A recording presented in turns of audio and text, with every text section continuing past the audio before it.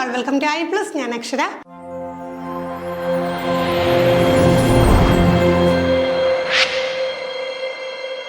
നമ്മൾ കോമൺ ആയിട്ടുള്ള psychology questions കേട്ടിട്ട് എക്സാമിനേഷൻ ആണെങ്കിലും ചെയ്തിട്ട് എക്സാമിനേഷൻ ആണെങ്കിലും ഒക്കെ ഒരുപോലെ വരുന്ന ടോപ്പിക്സ് ഉണ്ടല്ലേ. അപ്പോൾ ആ ഒരു ഏരിയയിൽ നിന്നുള്ള ചോദ്യങ്ങളാണ് നമ്മൾ കൂടുതലായിട്ട് ഡിസ്കസ് ചെയ്യുന്നത്. അപ്പോൾ ഇന്ന് നമ്മൾ 5 ചോദ്യങ്ങളാണ് കൊണ്ടുവന്നിട്ടുള്ളത്. അപ്പോൾ ആദ്യത്തെ ചോദ്യത്തിലേക്ക് കടക്കാം. Which of the following is an example of assessment for students' learning? A rubric given to students at the beginning of a project outlining what they need to do achieve a certain grade. A final exam that covers all the material learned throughout the term. A quiz and brainstorming at the beginning of a class to check out for prior knowledge. A standardized test used to commit students across the country. അപ്പോൾ നോക്കിക്കേ, student ലേണിങ്ങിനെ നമുക്ക് assess ചെയ്യാനായിട്ടുള്ള ഒരു ഈ കൂട്ടത്തിൽ ഏതാണ് ഏറ്റവും ബെസ്റ്റായിട്ട് വരുന്ന എക്സാമ്പിൾ എന്നാണ്. നമുക്കൊന്നിലധികം എക്സാമ്പിൾ വരുമെന്ന് തോന്നിയേക്കാം, എന്നാൽ ഈ കൂട്ടത്തിൽ ഏതാണ് ഏറ്റവും ബെസ്റ്റായിട്ട് വരുന്നത് നമുക്ക് നോക്കണം. അപ്പോൾ നോക്കിക്കഴിഞ്ഞാൽ rubric given to students at the beginning of a project outlining what they need to do to achieve a certain grade എന്ന് പറയുന്നത്. റൂബ്രിക്സ് എന്ന് പറയുമ്പോൾ നമുക്കറിയാലോ കുറേ കോളംസ് കാണും, കുറേ കൺസെപ്റ്റുകൾ. അപ്പോൾ നമ്മൾ അതനുസരിച്ച് എന്താണ് ആപ്റ്റായിട്ടുള്ള കാര്യങ്ങൾ സെലക്ട് ചെയ്ത് പോകുന്നു. അങ്ങനെ വരുമ്പോഴത്തേക്ക് തീർച്ചയായിട്ടും നമുക്ക് എന്താണ് കുറച്ചും കൂടി ഇഫക്റ്റീവായിട്ടുള്ള രീതിയിൽ അവിടെ പോസിബിൾ ആണ്. ഈ ഫൈനൽ എക്സാമിൻ്റെ കാര്യം എടുത്താലും അല്ലെങ്കിൽ തുടക്കത്തിലുള്ള ഒരു ക്വിസ് ആൻഡ് ബ്രെയിൻ സ്റ്റോമിങ് എടുത്താലും ഒരു സ്റ്റാൻഡേർഡൈസ്ഡ് ടെസ്റ്റ് ഉപയോഗിച്ച് രാജ്യത്തുള്ള കുട്ടികളെല്ലാം കമ്പയർ ചെയ്യുന്ന ഓപ്ഷൻ എടുത്താൽ ഇതൊന്നും എന്താണ് കൂട്ടത്തിൽ ഏറ്റവും ആപ്റ്റായിട്ട് വരത്തില്ല. ഇവിടെ ഏറ്റവും സ്യൂട്ടബിൾ ആയിട്ട് വരുന്ന എന്താണ്, നമ്മളൊരു റൂബ്രിക്സ് കൊടുക്കുന്നു, പ്രോജക്റ്റിൻ്റെ ബിഗിനിങ്ങിൽ കൊടുക്കുന്നു, outlining what they need to do, അവരെന്തൊക്കെയാണ് ചെയ്യേണ്ടത് എന്ന് നമ്മൾ ഔട്ട്ലൈൻ ചെയ്യുന്നു. ആ ഒരു ഗ്രേഡ് ലഭിക്കാനായിട്ട് അവിടെ നമുക്ക് ഇതാണ് ഏറ്റവും ആപ്റ്റായിട്ട് കൊടുക്കാൻ കഴിയുന്നത്. ഓക്കെ, അടുത്ത ചോദ്യം. അസേർഷൻ ഉണ്ട്, റീസൺ ഉണ്ട്. As compared to boys, girls have an innate tendency to affected more by social and cultural factors. Reason, girls are genetically more sensitive and emotionally weaker than boys, making it more likely for them to conform to societal expectation. അസേർഷനും റീസണും വന്നിട്ടുണ്ട്. ജെൻഡറുമായിട്ട് ബന്ധപ്പെട്ടൊരു ചോദ്യമാണ്. അപ്പോൾ ഈ ചോദ്യമൊക്കെ നമ്മൾ ഈ കാര്യങ്ങളൊക്കെ പഠിക്കുന്നതിന് മുമ്പാണെങ്കിൽ നമ്മുടെ ഇത്തരം ചോദ്യങ്ങളുടെ സമീപനം വ്യത്യസ്തമായിരിക്കും. പക്ഷേ ഇപ്പോൾ നമ്മൾ ജെൻഡറിനെ കുറിച്ചും ജെൻഡർ ഒരു സോഷ്യൽ കൺസ്ട്രക്റ്റ് ആണെന്നൊക്കെ പഠിച്ചവരാണ് അല്ലേ. അപ്പോൾ ആ ഒരു നമുക്ക് നേടിയിട്ടുള്ള അറിവിനെ ബേസ് ചെയ്തുകൊണ്ട് വേണം നമ്മൾ ഉത്തരത്തിലേക്ക് ചെല്ലാനായിട്ട്. അസേർഷനിൽ പറഞ്ഞേക്കുവാണ്, as compared to boys, girls have innate tendency to be affected more by social and cultural factors. ബോയ്സുമായിട്ട് കമ്പയർ ചെയ്യുമ്പോൾ ഗേൾസ് എന്ത് ചെയ്യുന്നു, അവരിൽ സോഷ്യൽ ആൻഡ് കൾച്ചറൽ ഫാക്ടേഴ്സ്, സാമൂഹികപരവും സാംസ്കാരികപരമായിട്ടുള്ള ഫാക്ടേഴ്സ് അവരെ കൂടുതലായിട്ടും എന്താണ് അഫക്റ്റ് ചെയ്യാനായിട്ട് ഇന്നേറ്റായിട്ട് അവർക്കൊരു ടെൻഡൻസി ഉണ്ട്. അപ്പം ഇത്തരം ഫാക്ടേഴ്സ് വന്നാൽ അവർ പെട്ടെന്ന് എന്താണ് അഫക്റ്റ് ചെയ്യപ്പെടും. Reason, girls are genetically more sensitive and emotionally weaker than boys. ജനിതകപരമായിട്ട് ഗേൾസ് എന്താണ് സെൻസിറ്റീവാണ്, അവരെപ്പോഴും ഇമോഷണലി വീക്കാണ്. അതുകൊണ്ട് എന്താണ് സൊസൈറ്റിയിൽ എക്സ്പെക്റ്റേഷനുമായിട്ട് അവർ ഒത്തുപോകാനായിട്ട് അവരെന്താണ് അങ്ങനെ അവർ ഒത്തുപോകേണ്ടി വരുന്നു എന്നാണ് പറഞ്ഞേക്കുന്നത്. അപ്പം ഞാൻ പറഞ്ഞ പോലെ നമ്മൾ മുമ്പ് പഠിക്കുന്നതിന് മുമ്പാണെങ്കിൽ ഇത് രണ്ടും ശരിയെന്ന് നമുക്ക് തോന്നിയേക്കാം. അപ്പോൾ അങ്ങനെയുള്ള ഓപ്ഷൻസ് തന്നെയാണ്. Both A and R are false, both A and R are true and R is a correct explanation of A. Both A and R are true but R is not the correct explanation of A. A is true but R is false. അപ്പോൾ നമ്മളിവിടെ നോക്കിക്കഴിഞ്ഞാൽ രണ്ടും ശരിക്കും പറഞ്ഞാൽ തെറ്റല്ലേ.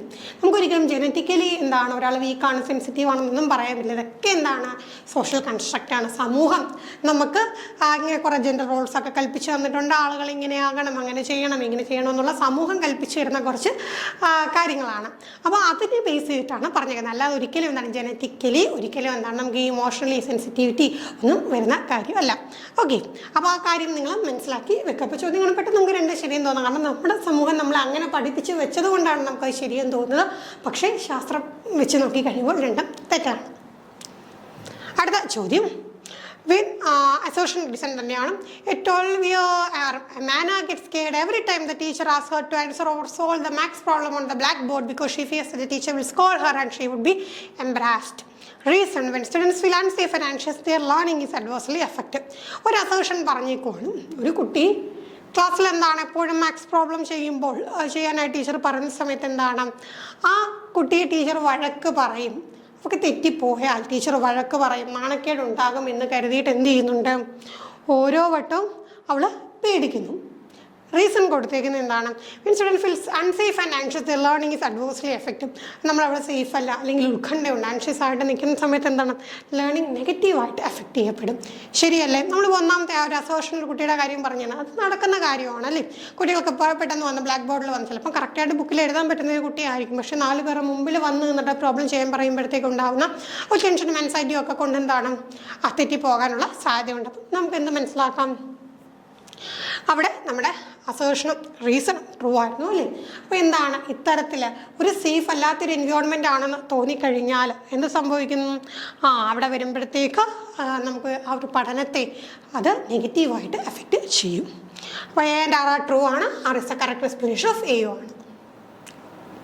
അടുത്ത ചോദ്യം, a teacher wants to enable meaningful and analytical learning in her class by providing opportunities for students to connect their prior knowledge to new concept.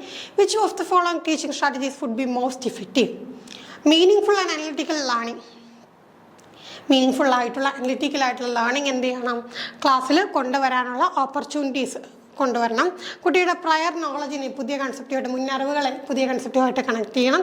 അങ്ങനെയൊക്കെ ആണെങ്കിൽ എന്ത് സ്ട്രാറ്റജീസാണ് കൊണ്ടുവരാൻ, എന്ത് സ്ട്രാറ്റജിയാണ് നമുക്ക് അഡോപ്റ്റ് ചെയ്യാനായിട്ട് പറ്റുന്നത്? Providing students with a step by step guide on how to complete a task related to the new material. Lecturing on new material and providing students with a list of key terms to memorize. Assign students to read the textbook chapter and answer questions at the end. Ask students to share their own experience related to new material and then connect them to the topic. അപ്പോൾ നമ്മൾ നോക്കിക്കേ, ഇവിടെ നമുക്ക് എന്താണ് ആവശ്യം? ആവശ്യം എന്നുള്ളത് meaning full ആയിട്ടുള്ള ലേണിംഗ് ആയിരിക്കണം, അനലിറ്റിക്കൽ ആയിട്ടുള്ള ലേണിംഗ് ആയിരിക്കണം. കുട്ടിക്ക് ഓപ്പർച്യൂണിറ്റി കിട്ടണം, മുന്നറിവുകളെ പുതിയ അറിവുകളുമായിട്ട് കണക്ട് ചെയ്യണം. അങ്ങനെ നോക്കുമ്പോഴത്തേക്കും നമുക്ക് ഏത് ഓപ്ഷനാണ് ഏറ്റവും ഇഫക്റ്റീവായിട്ട് വരുന്നത്? കുട്ടികൾ തന്നെ അവരുടെ എക്സ്പീരിയൻസുകൾ ഷെയർ ചെയ്യട്ടെ, പുതിയ മെറ്റീരിയൽ പറയുമ്പോഴത്തേക്ക് അതുമായിട്ട് അറിയാവുന്ന കാര്യങ്ങൾ അവർ ഷെയർ ചെയ്യട്ടെ, എന്നിട്ട് അതിനെ എന്ത് ചെയ്യട്ടെ? പുതിയ ടോപ്പിക്കുമായിട്ട് കണക്ട് ചെയ്യട്ടെ. നമുക്ക് ആ ഒരു ചോദ്യത്തിൽ നിന്ന് തന്നെ പെട്ടെന്ന് എന്താണ് ഉത്തരം കണ്ടുപിടിക്കാൻ പറ്റുന്ന ഒരു ചോദ്യമായിരുന്നു. ബാക്കിയുള്ള കാര്യങ്ങൾ നമ്മൾ നോക്കിക്കഴിഞ്ഞാൽ സ്റ്റെപ്പ് ബൈ സ്റ്റെപ്പ് ഗൈഡ് കൊടുക്കാം, അല്ലെങ്കിൽ ലെക്ചറിങ് കൊടുക്കാം, അല്ലെങ്കിൽ എന്താ ടെക്സ്റ്റ് ബുക്കിൽ ചാപ്റ്റർ വായിച്ചു ആൻസർ കണ്ടെത്തുക എന്നൊന്നും പറയുമ്പോഴത്തേക്ക് അവിടെ എന്താണ് സ്റ്റുഡൻറ് സെൻട്രിക് ആയിട്ട് വരുന്നില്ല എന്ന് നമുക്ക് പെട്ടെന്ന് തന്നെ എന്ത് ചെയ്യാം? മനസ്സിലാക്കാം. ലാസ്റ്റ് ക്വസ്റ്റ്യൻ, ഇതാണ് inclusive classroom the teacher. Inclusive class റൂമിൽ ടീച്ചർ എങ്ങനെയായിരിക്കണം? ഓപ്ഷൻ ഇതാണ്: tries to encourage children to do better by promoting competitive spirit, identifies deficits in children and correctly labels them, segregate children based on differing academic capabilities, modifies the curriculum and pedagogical strategies to suit varied needs of children. അപ്പോൾ inclusive class room എന്താണെന്ന് നമ്മൾ ആദ്യം മനസ്സിലാക്കിയാൽ നമുക്ക് ഉത്തരം കിട്ടും. Inclusive class room എന്താണ്? പല തരത്തിലുള്ള ലേണേഴ്സ് ഉണ്ട്. അപ്പോൾ ഈ ലേണേഴ്സിനെല്ലാം നമ്മൾ ഒന്നിച്ചൊരു ക്ലാസ് റൂമിൽ കൊണ്ടുവന്ന് ഒരുപോലെ വിദ്യാഭ്യാസം കൊടുക്കാം. അങ്ങനെ വരുമ്പോൾ നമുക്ക് എന്താവശ്യമാണ്? ഡിഫറൻഷിയേറ്റഡ് ഇൻസ്ട്രക്ഷൻ ആവശ്യമാണ്, ഇൻഡിവിജ്വലൈസ്ഡ് ഇൻസ്ട്രക്ഷൻ ആവശ്യമാണെന്നുള്ള കൺസെപ്റ്റ് അറിയാമെങ്കിൽ വേറെ ഒന്നും ചിന്തിക്കേണ്ട, ഉത്തരം നമുക്ക് കിട്ടിക്കഴിഞ്ഞു.